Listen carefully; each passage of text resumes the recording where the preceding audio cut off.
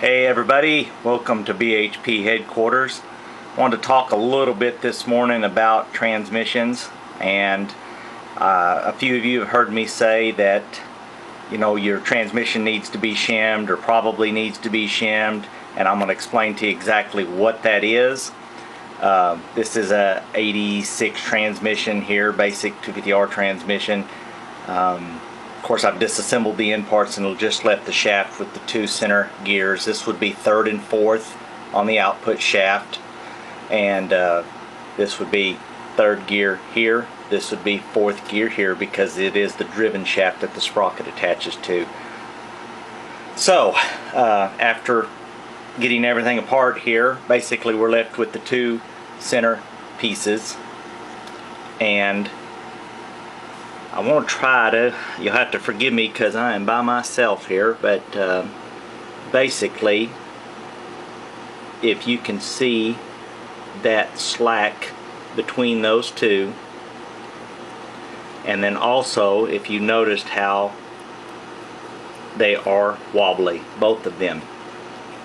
And of course that comes from years of use. Those spin on the shaft until they get engaged, so naturally they're going to wear.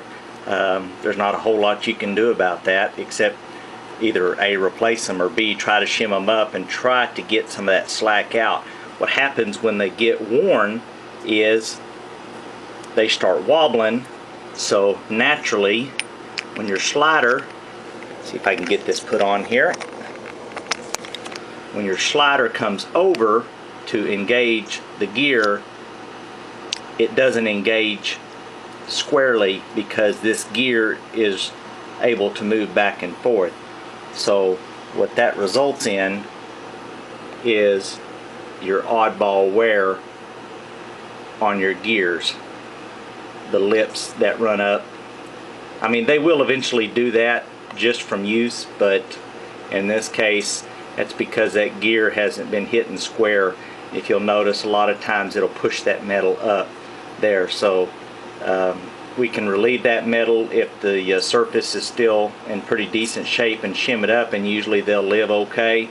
If it's a big bore engine, 350, 330 or something, I'd really recommend at least having that gear recut.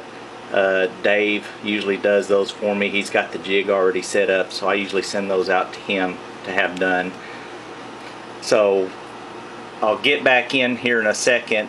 I'm going to pull this clip out, pull this gear off of here, and then I'll show you how I shim them up.